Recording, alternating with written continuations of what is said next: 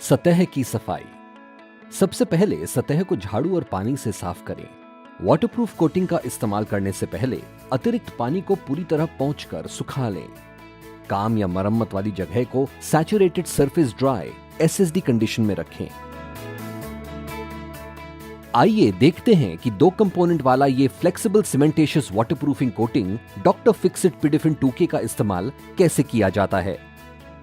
इस तरल पदार्थ या लिक्विड कंपोनेंट को एक समान होने तक अच्छी तरह हिलाएं। मटेरियल के दोनों पदार्थों यानी कंपोनेंट के मिश्रण के लिए एक उपयुक्त पैडल लगा हैवी ड्यूटी लो स्पीड मैकेनिकल मिक्सर का इस्तेमाल करें। इस मिश्रण के लिए एक साफ और सूखा बर्तन लें और लगातार मिलाते हुए धीरे धीरे पाउडर को लिक्विड के साथ मिक्स करें। इसे तब तक मिलाएं जब तक कि ये एक समरूप घोल की शक्ल ना ले ले। इस घोल को 2 से 3 मिनट तक छोड़ दें ताकि घोल बनाते वक्त उसमें फंसी हवा निकल जाए। बाथरूम की दीवारों पर फर्श से 1000 मिलीमीटर की ऊंचाई तक निशान बना लें। साथ ही शावर स्प्लैश एरिया में 1500 mm चौड़ा और 1800 mm ऊंचा निशान भी बना लें। ये कैपिलरी एक्शन की वजह से होने वाली सीलन से दीवारों को बचाएगा। काम या मरम्मत वाली जगह को saturated surface dry (SSD) condition में रखें और इसके बाद दीवारों पर बने निशान वाले एरियाज के साथ पूरे फर्श पर पहला कोट लगाएं। Waterproof coating treatment masonry walls और हॉरिजॉन्टल सरफेस की सीमा तक चिन्हित जगहों पर भी लगाएं। मरम्मत वाली जगह पर और थ्रेशोल्ड सरफेसेस तक इस मिश्रण को अच्छी तरह से लगाएं ताकि छोटे से छोटा उभार या अंडुलेशंस भी कोटिंग से समतल हो जाएं। पहला कोट लगाने के बाद 6 से 8 घंटों तक इंतजार करें। अब वाटरप्रूफ कोटिंग ट्रीटमेंट के लिए पूरे फर्श और दीवारों की चिन्हित जगहों पर डॉक्टर फिक्सिट पिडिफिन 2K की दूसरी परत लगाएं। 6 से 7 स्क्वायर फीट 2 लेयर की कोटिंग के लिए 1 किलो मिश्रण लगता है। क्योर के लिए इस कोटिंग को 3 से 5 दिनों तक ऐसे ही रहने दें। उपयुक्त पदार्थ से सभी पाइप इंसर्ट को सील कर दीजिए।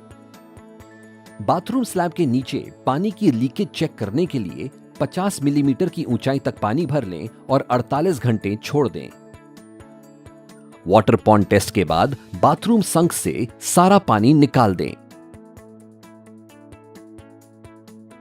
वाटरप्रूफ कोटिंग को सीमेंट मोटार से प्रोटेक्ट करना है, जिसमें 1 इंच मोटी स्क्रीड मोटार है।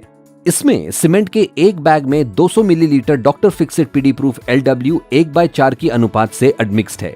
इससे उसके बाद प्लम्बिंग का काम के होने वाले डैमेज से बचाएगा।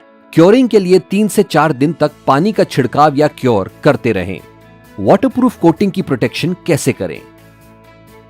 वाटरप्रूफ कोटिंग पर बॉन्ड कोट का छिड़काव करें, जिसमें 1/1/1.5 की अनुपात से सीमेंट, डॉक्टर फिक्सिट पीडीक्रीट URP और सिलिका सैंड का मिश्रण होगा।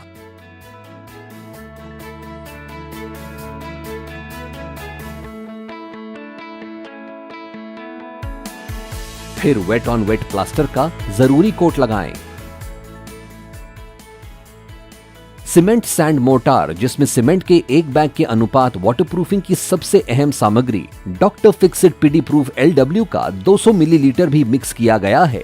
प्लास्टर की मोटाई 2 कोट में करीब 12 मिलीमीटर हो जानी चाहिए। आपको हॉरिजॉन्टल सरफेस या सतह पर 110 मिलीलीटर मोटी ठोस ब्रिक बैट्स या ब्लॉक्स को बिछाना है। याद रहे, ड्रेन की तरफ 1/100 के अनुपात से थोड़ी ढलान हो ताकि पानी सुचारू रूप से निकल सके।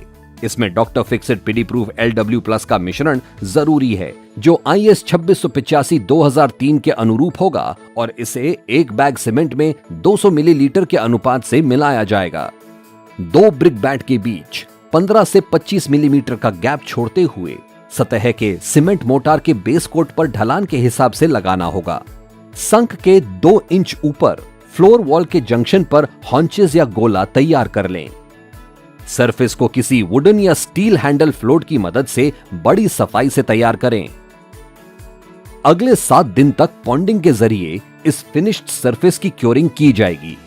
सुनिश्चित करें कि नानी ट्रैप्स या इंसर्ट्स के आसपास की जगह को अच्छे से फिनिश किया जाए। टाइल को स्क्रीड या प्लास्टर या RCC सरफेस पर लगाया जाएगा। इसमें white cement based thin set C2 type tile adhesive, Roff extra fix जैसे high polymer modified tile adhesive का इस्तेमाल किया जाएगा और टाइल्स और नहानी ट्रैप्स के बीच के गैप को epoxy based tile grout rough RTM epoxy से भर दिया जाएगा।